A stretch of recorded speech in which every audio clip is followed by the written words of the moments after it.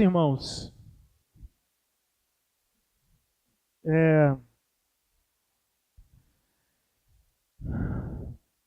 nas últimas semanas eu tenho refletido, pensando no que conversar com vocês hoje.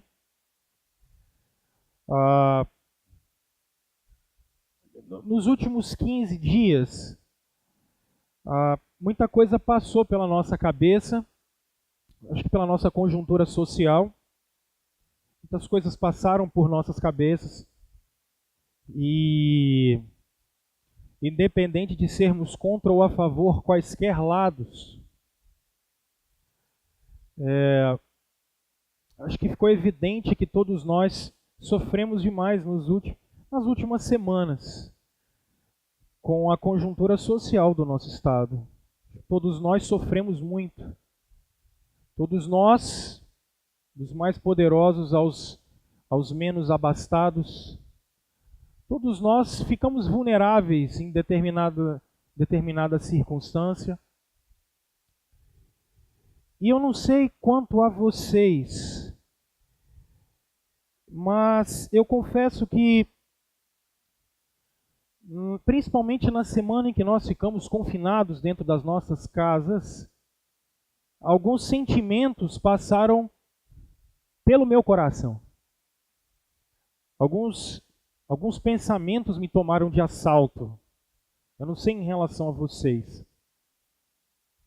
Mas eu poderia citar, por exemplo, um deles, que é a impotência. De querer ver a vida de todo mundo bem. De querer ver todo mundo bem. De querer ver todo mundo em ordem. De querer ver a cidade como ela sempre foi. De querer ver as pessoas prosperando no seu trabalho. Enfim, a impotência foi um deles, porque infelizmente nós não podíamos fazer nada. Nada efetivo. Quando eu digo nada, nada efetivo, nada que nós pudéssemos falar bem assim, olha, com uma palavra a gente consegue resolver tudo o que está acontecendo. Podia citar para vocês, por exemplo, que um outro sentimento que talvez não tenha tomado só a mim, mas a você também, o medo foi algo muito constante em todos nós. Medo foi uma coisa que nos assaltou muito. Independente de onde você more, aonde você estava, nós somos tomados por um medo muito grande, né? Alguma coisa podia acontecer a qualquer momento. E isso nunca tinha acontecido conosco. Então todos nós ficamos extremamente assustados. Mas eu queria pedir que vocês abrissem as suas Bíblias, por favor, no Salmo número 4. Porque há uma outra perspectiva. Há um outro sentimento que talvez tenha não só tomado a mim, mas tomado a você também. Salmo número 4, eu vou começar a ler a partir do versículo 1, eu vou ler até o verso 8. Salmo 4 e o Salmo 3 é a continuação. Os dois salmos são escritos por Davi, enquanto era perseguido por Absalão. O Salmo 3 é um salmo que eles cantavam no meio da perseguição de manhã. O Salmo 4 é o salmo que eles cantavam na perseguição à tarde.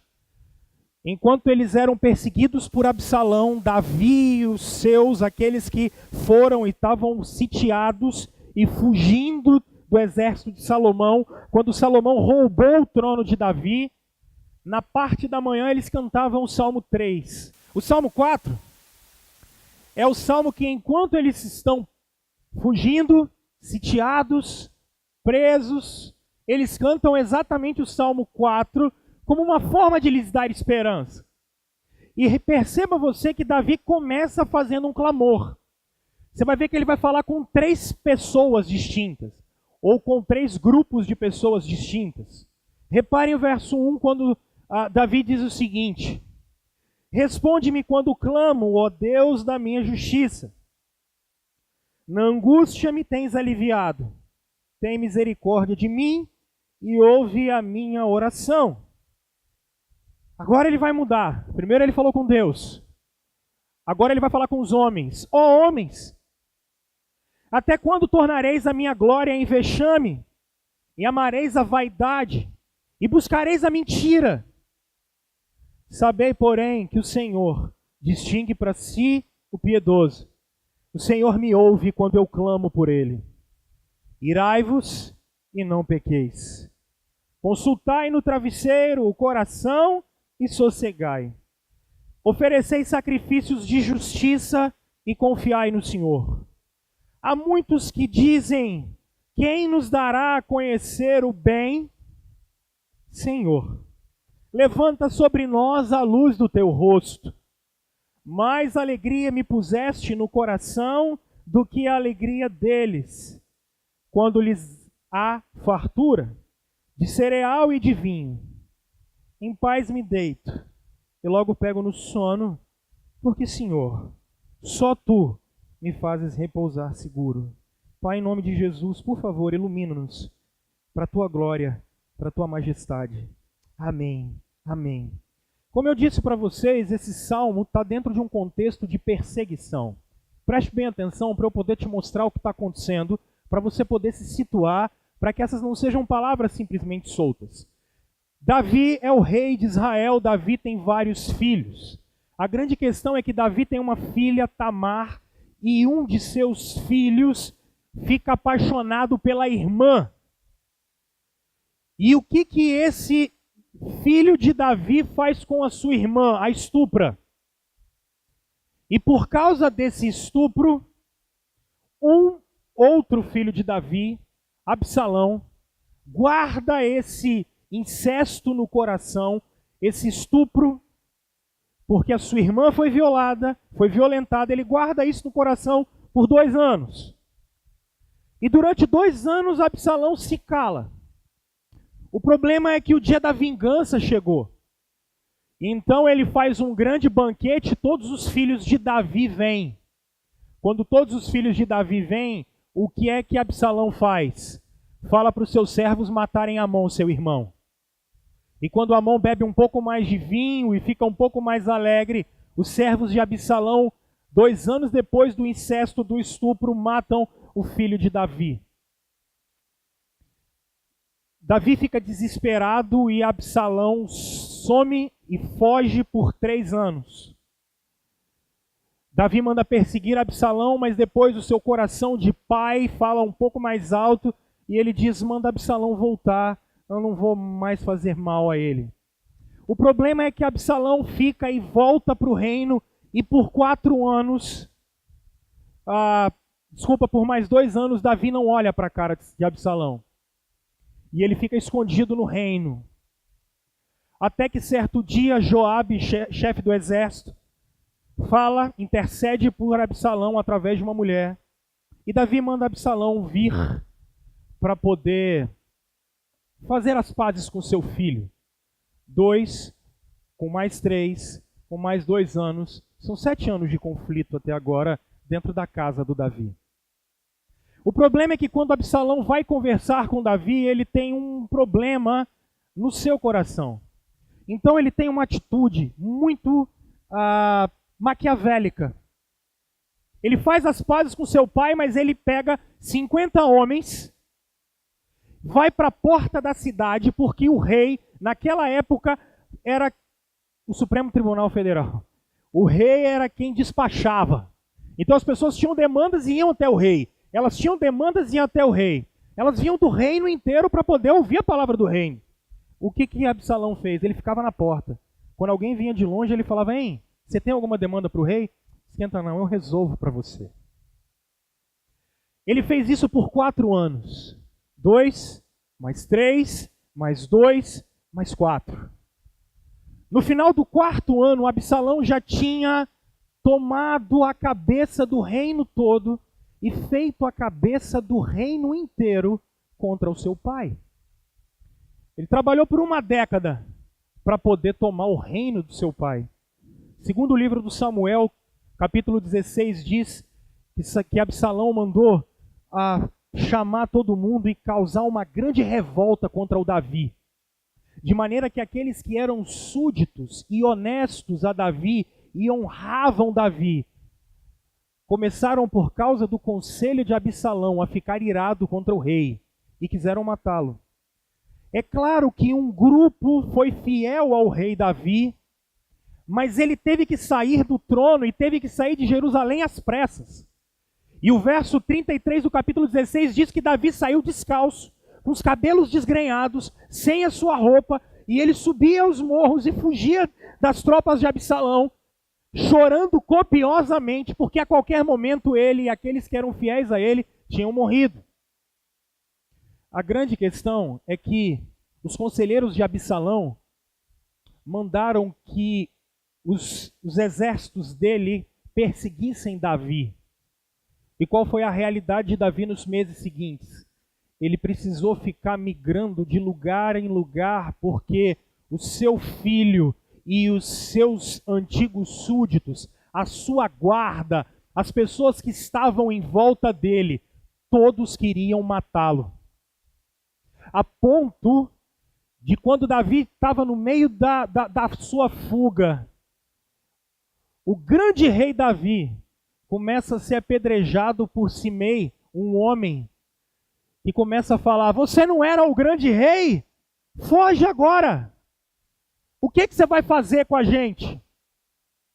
O grande rei é traído pelo seu filho. O grande rei é traído por sua guarda e por seu exército. O grande rei é traído por seus súditos. É humilhado por pessoas no meio da rua. E foge desesperadamente, porque ele podia morrer a qualquer momento. Qual é o problema? Você diz: pastor, que injustiça com Davi. Eu diria, talvez, se nós não tivéssemos lido a história de Davi com Batseba. Você vai se lembrar que Davi manda matar Urias para tomar para si a mulher de Urias, Batseba.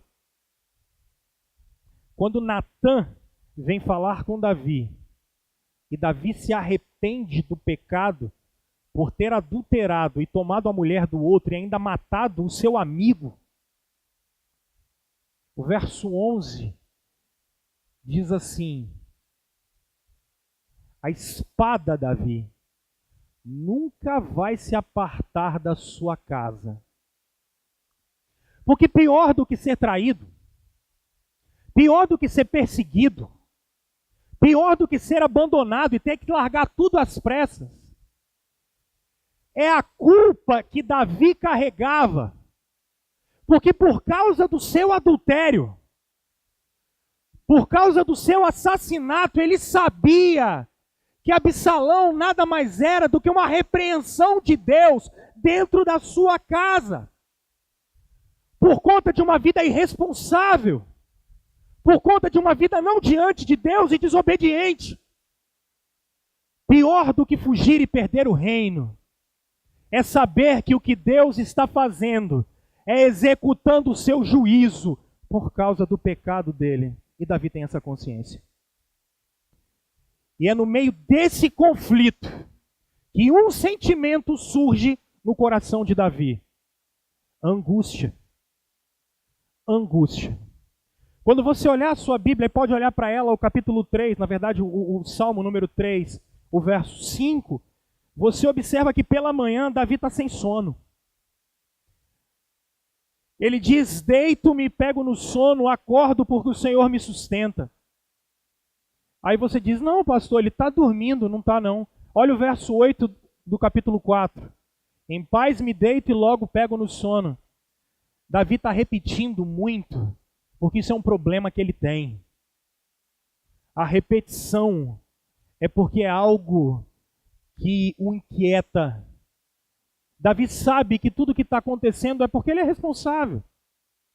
Davi sabe que a angústia o tira o sono. A angústia tira o sossego dele. A angústia deixa ele perturbado. A angústia tira a paz do Davi. A angústia tira a perspectiva dele. Ele não sabe o que vai acontecer depois. E aqui eu queria conversar com todos vocês exatamente sobre isso. Porque possivelmente eu estou conversando com pessoas hoje aqui que, como Davi, são pessoas angustiadas.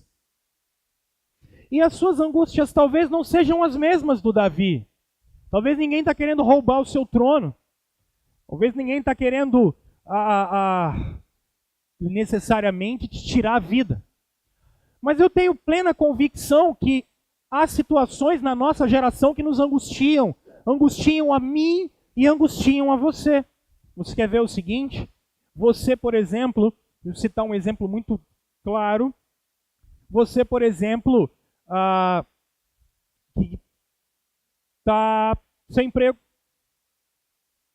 Eu tenho plena convicção, e como Davi, e se você observar o Salmo 4, o verso 4 ainda, esse é o pior momento da vida dele, quando ele diz, consultai o travesseiro e sossegai.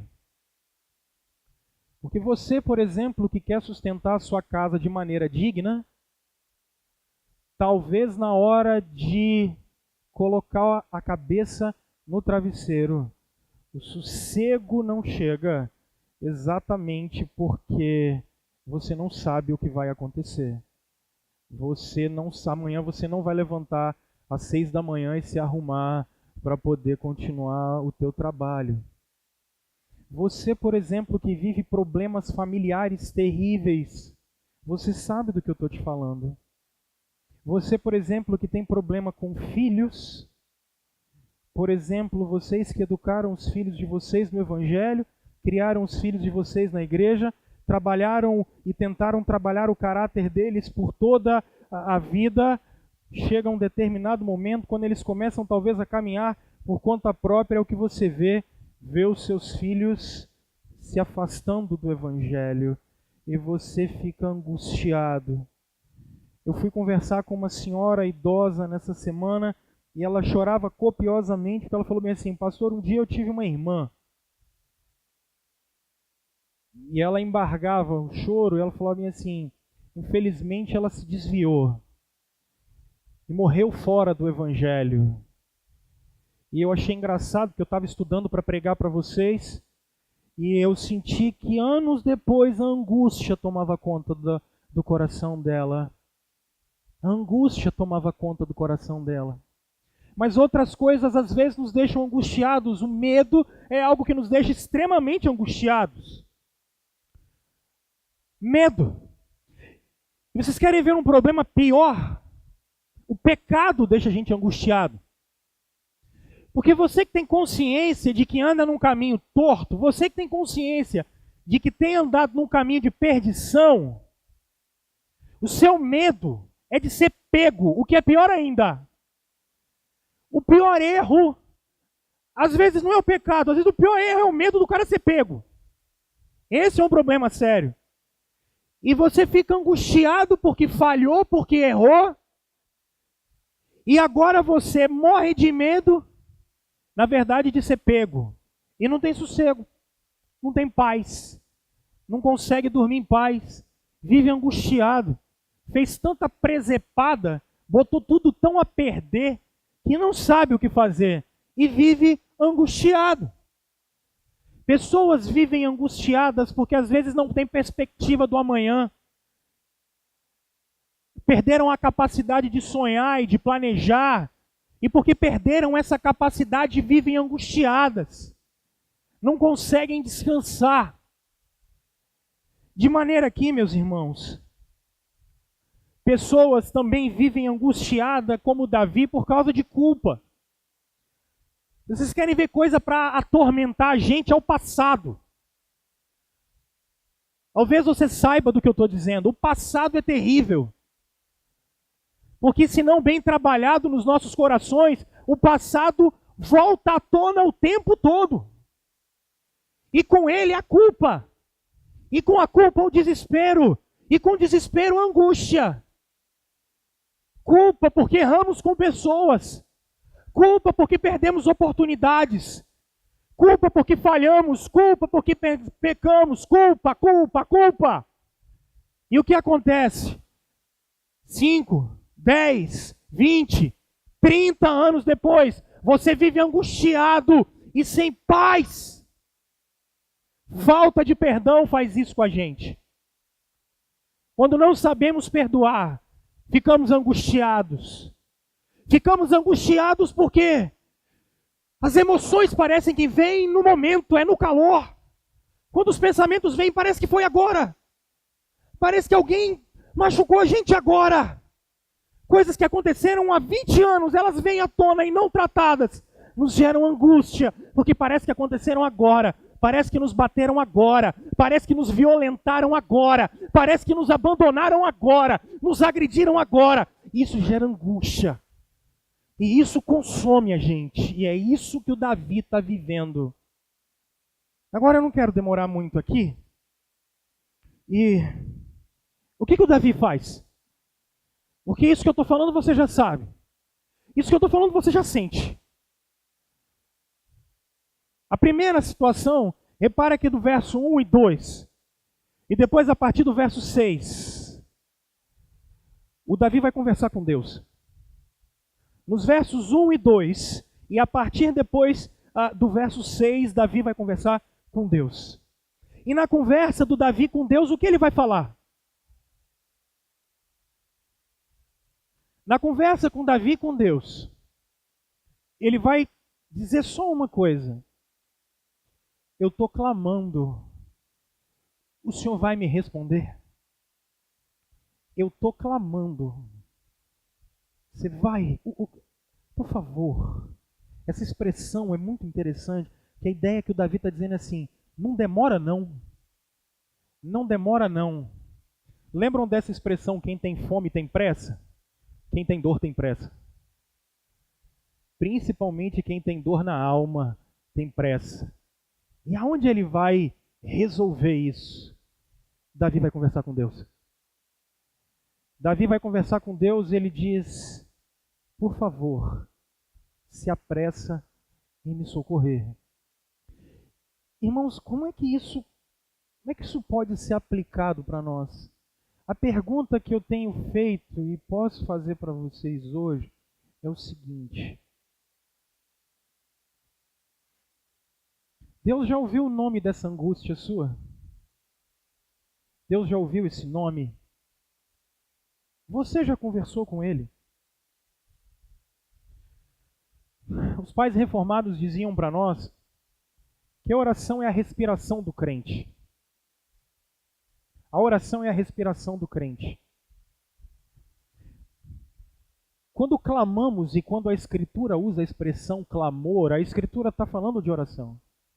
A grande questão é que o clamor vem travestido e traz com ele uma emoção mais forte, dizendo, se apressa, por favor. A grande questão é, quando Jesus diz para a gente assim, batam, porque se vocês baterem vai abrir. Clamem, porque quando vocês clamarem vocês vão ser respondidos. Quanto tempo nós temos gastado conversando com Deus sobre aquilo que nos angustia? Eu já falei para vocês que na oração existe uma coisa mística? Existe. Mas a teologia da oração é simples, para você poder entender. O que a oração é? Adão não orava. Adão não fazia oração. Nossa, pastor, eu pensei que Adão era mais espiritual. Não, ele não precisava. Ele conversava com Deus face a face. Adão não precisava orar. A oração entra quando o pecado entra no mundo. Por isso, o que a oração é? A oração nada mais é do que nós voltarmos ao status inicial para podermos conversar com o Criador como fazíamos no Jardim do Éden. Quando você ora, o que você está fazendo? Quando você ora, você simplesmente está fazendo o que Adão fazia diariamente. Então, mais do que pensar em qualquer outra coisa, o que eu faço? Quando Jesus disse assim, fecha a porta do teu quarto, tu e teu pai que te vê em secreto, e vocês vão bater um papo, o que a Escritura está dizendo? Vocês vão fazer o que Adão fazia todos os dias. Agora, eu sei que você já está dizendo assim, pastor, já sei disso tudo, mas é difícil. Eu sei que é difícil. Só que é difícil em primeiro lugar porque tu é pecador. É por isso. Porque se nós tivéssemos prazer em Deus e na sua companhia, oraríamos mais. Só que o pecado, lembrem-se, quando entra no mundo, é a suficiência do homem. É a gente querendo ser suficiente. Nós queríamos ser suficientes e queríamos correr de Deus. E quando nós nos ajoelhamos e clamamos ao Pai, o que nós estamos fazendo? Revertendo o efeito do que fizemos no Éden na queda. Nós não queremos ser suficientes, porque a oração é prostração. A oração é rasgar o coração. A oração é quando nós olhamos para Deus e dizemos, aqui eu estou, meu coração está aqui, a minha vida está aqui, e eu estou aqui diante do Senhor, porque eu não tenho mais para onde ir, eu não tenho o que fazer, eu não sou suficiente. Resumo, não rola, não dá, não cabe, não consigo. Esse é o negócio. Então o que nos atrapalha é o nosso coração duro e a falta de sabermos e acharmos que dependemos de Deus. As suas mãos não vão, você não conseguiu perceber ainda? Você ainda está angustiado porque está preocupado, preocupação. Você se preocupa antes da hora, porque você não consegue resolver. Tu não tem força. As demandas da sua vida são muito maiores do que você consegue carregar. As demandas da sua vida são muito maiores do que você pode suportar. Então, por favor, hoje, se você quer começar a viver uma experiência de renovo, eu queria te convidar a clamar. Eu queria te convidar. É bonito isso. É bonito quando a Escritura vai dizer aos Hebreus que nós podemos entrar na presença de Deus. Você pode conversar com o Criador. E isso diferencia o cristianismo de todas as outras religiões. Porque não há mediadores. Só Cristo faz isso e te leva. Eu queria te convidar a clamar para começar a ter alívio na alma. Clamar para ter alívio no coração. Para poder entregar para Deus aquilo que você não consegue fazer. Porque é isso que o Davi está dizendo. Segundo, a partir do verso 4, o Davi não vai falar com Deus mais. Desculpa, a partir do verso 2, perdão.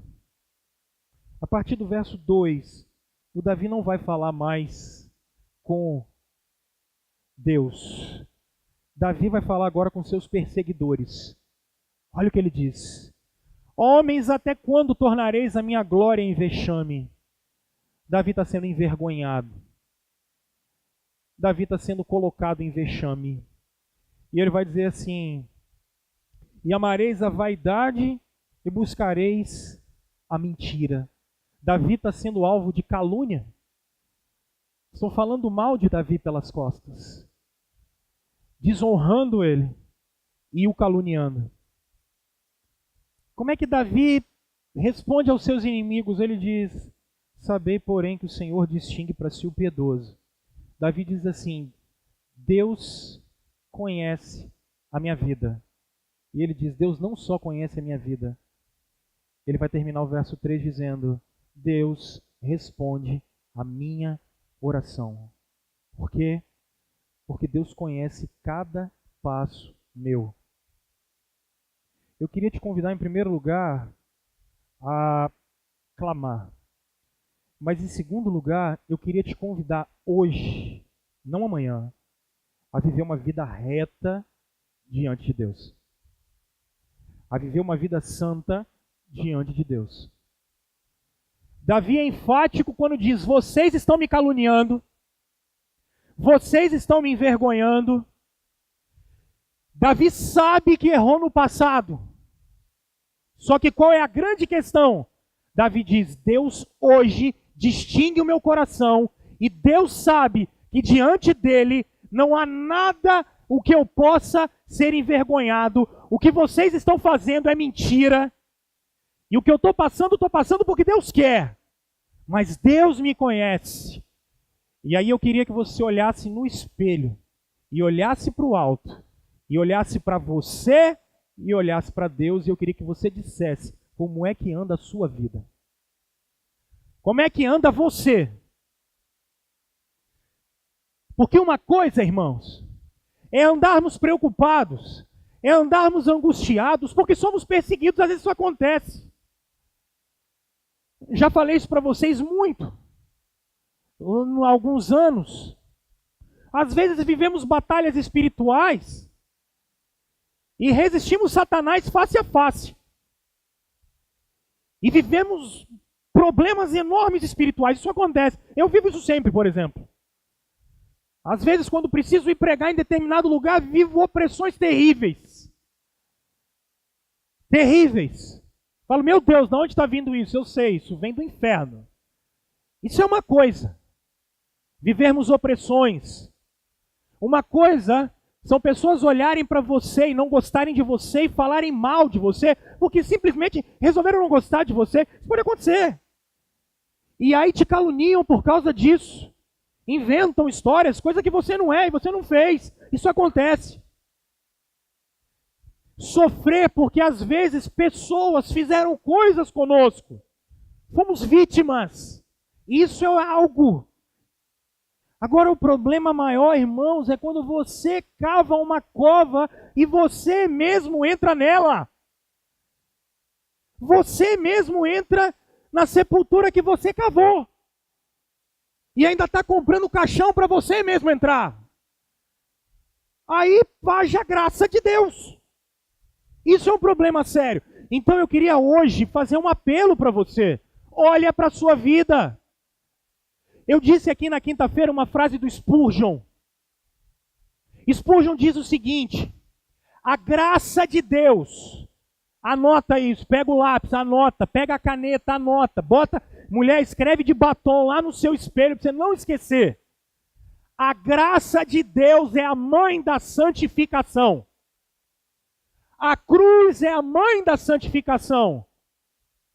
Ele se entregou numa cruz, morreu e ressuscitou para você viver uma vida casta e decente, como Lutero dizia para nós. Para você viver uma vida santa. Por isso, a graça de Deus, a cruz de Cristo, é a mãe de uma vida santa.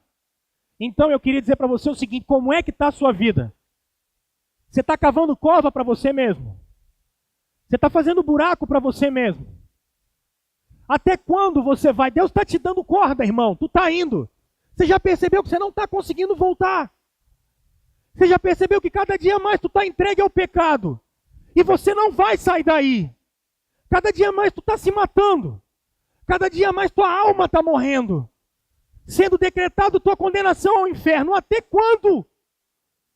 Viva uma vida reta diante do Senhor. Eu expus há 2 anos para vocês os 10 mandamentos. Por quê? Porque os mandamentos foram dados não para nos obrigar a nada, mas que vivêssemos uma vida digna do Evangelho. Para que vivêssemos uma vida santa e em paz, Moisés disse isso para nós. Às vezes muitos de nós não temos paz, porque nós mesmos cavamos buracos, arrebentamos a nossa conta bancária comprando o que a gente não precisava. Agora você está enrolado no crédito rotativo e não dorme, porque você pecou. Fez dívida que não devia. Aí não dorme, tem 6 meses. Porque teu salário bate na conta e vai embora. O Mastercard leva tudo. E não é só isso. Acabou com o teu casamento. Acabou com a tua vida com seus amigos. Foi mandado embora pelo patrão, não é por causa dele não. Mas é porque você só chegava atrasado. Gastava 3, 4 horas por dia em rede social. Roubando o patrão o tempo todo. E vai te pagar salário. Tu está cavando cova. Está cavando cova. Acabando com você. Ao invés de trazer seus filhos para perto de você. Não tem um mínimo de sabedoria para conversar com eles. Mas é sempre no rigor da lei. Sempre na cacetada. Sabe o que você está conseguindo? Nada. Perdendo tua família. Perdendo tua vida. Perdendo você mesmo. Alguns de vocês que estão aqui frutificaram para Deus no passado. Viveram vidas para Deus. Eram servos de Deus ativos. Hoje, estão com a vida paralisada por causa do pecado. Porque não viveram de maneira digna. Clamem. Mas clamem para acertar a vida de vocês. Clamem para botar a vida no altar do Senhor de novo. A graça de Deus é a mãe da santificação. Vivam vidas santificadas. Pecado é pecado. Pecado sempre foi pecado. Nosso Senhor sangrou como ninguém naquela cruz, para que você pudesse ter vida hoje. Valorize cada gota de sangue. Valorize aquela lança no lado do nosso Senhor. Valorize cada cravo que foi colocado na cabeça dele. Valorize cada chibatada que nosso Senhor tomou, porque foi por você. Então diga não. Se você não tem força, se você não está conseguindo, chame alguém que está do seu lado, mas tire a sua alma da cova. Tire sua alma do inferno hoje, porque Ele está aqui exatamente para estender a mão dele para você. Hoje é um tempo de você se renovar, não é amanhã. Hoje é o tempo de você reassumir um compromisso com Deus e voltar a dormir em paz, porque é isso que Ele quer de você. Foi para isso que Ele morreu na cruz. Não para que você cuidasse da sua própria vida, mas para que Ele assumisse o controle dela. Eu termino. Acompanhe comigo o verso 5, por favor. Para mim, esse é o verso chave desse salmo. Presta atenção para não se perder, por favor. Olha o verso 5. O Davi diz assim: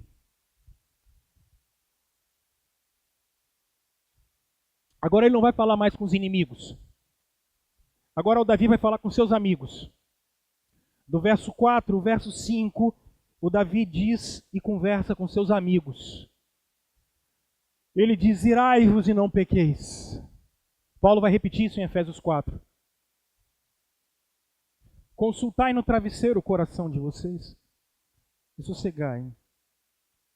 Olha essa frase. Esse cara está fora de Jerusalém. Ele está fora, ele tá sumido. Ele está escondido. E Davi diz assim: oferecei sacrifícios de justiça. Davi está fora do templo. Fora do templo não pode fazer sacrifício. Ele não pode fazer isso.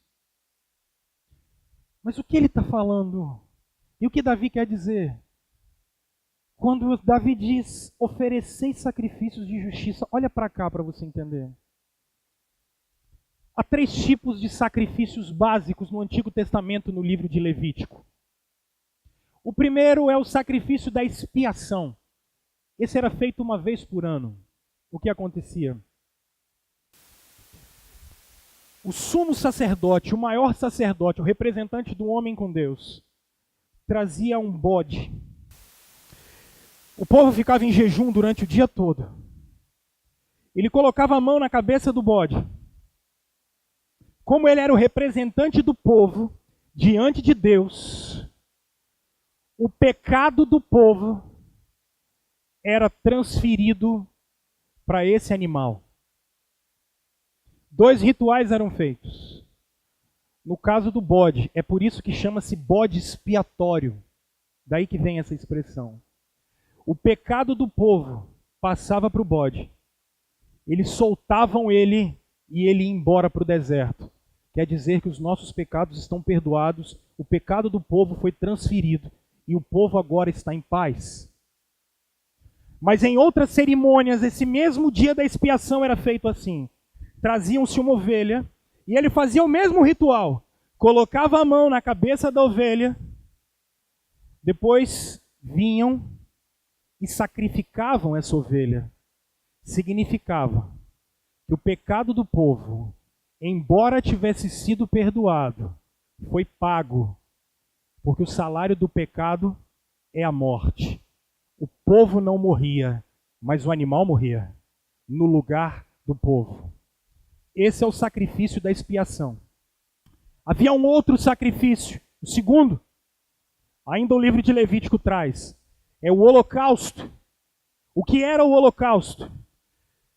Trazia-se, o ofertante trazia uma oferta, o sacerdote, o representante do povo diante de Deus, pegava aquele animal, sacrificava, colocava ele no altar e queimava todo aquele animal. E o que era o sinônimo de que esse animal fosse todo queimado? Era o sinal de que o ofertante entregava a sua oferta e toda a sua vida estava consagrada a Deus. tudo o que ele fazia era consagrado ao Senhor. Por isso a oferta era toda queimada. Terceiro sacrifício era a oferta pacífica. E que oferta pacífica era essa? O ofertante trazia a oferta, entregava para o sacerdote. Ele abria aquele animal. As carnes mais nobres ficavam com o sacerdote. As outras carnes iam para o ofertante e o resto era queimado. Por quê? Porque se um era perdão de pecados, se o outro era consagração, o terceiro era uma divisão. Comíamos juntos, comunhão. O que esses três sacrifícios significavam no contexto que Davi está escrevendo? Número 1, os meus pecados são perdoados. Número 2, eu tenho comunhão com Deus. Número 3, eu vou viver uma vida consagrada a Deus. Quando Davi diz, oferecerei sacrifícios de justiça, Davi está dizendo, os meus pecados são perdoados. Ainda o que eu fiz lá atrás, eu sou perdoado. Eu tenho comunhão com Deus. E em terceiro, eu vou viver uma vida consagrada a Ele. Você quer saber o que isso tem a ver com você? Vai para a cruz. Foi aonde os seus pecados foram perdoados. Só que lá, o ofertante é a oferta. Lá, ele não precisou ser queimado, mas pela fé, os seus pecados foram passados para ele. Pela fé, você não precisa mais ter culpa. Pela fé, você foi perdoado.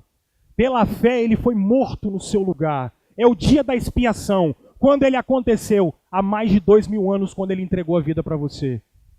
Sabe o que isso tem a ver com você? Você agora pode viver uma vida consagrada a Deus. É por isso que Paulo, em Romanos 12:2, diz que nós não devemos nos conformar com esse século, mas nós podemos viver uma vida digna e consagrada a Deus.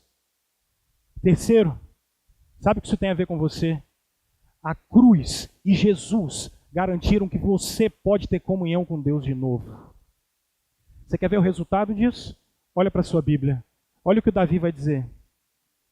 Verso 6, ele vai falar da bênção sacerdotal. Quem nos dará a conhecer o bem? Ele diz, Senhor, levanta sobre nós o seu rosto. Moisés disse para Arão, o Senhor vos abençoe e vos guarde, o Senhor faça brilhar o seu rosto sobre vocês. Cristo veio brilhar a glória dele sobre a sua vida, para você poder se livrar de toda angústia, de toda a culpa, de tudo aquilo que você carrega. Mas ele vai dizer mais alegria me puseste no coração do que a alegria deles. Davi vai dizer, eles têm fartura, eles têm dinheiro, eles têm bens, e o que nós temos? Nós temos Cristo. O que é que nós temos? Nós temos Jesus. E isso precisa alegrar teu coração e o meu. Por fim, Davi vai dizer o seguinte, agora sim, em paz eu me deito e logo eu pego no sono. Porque Jesus veio te dar paz. O sacrifício veio para você ter paz, alegria. E para que Deus brilhasse em você, você não precisa mais viver desse jeito. Eu e você não precisamos mais disso. Ah, meus irmãos,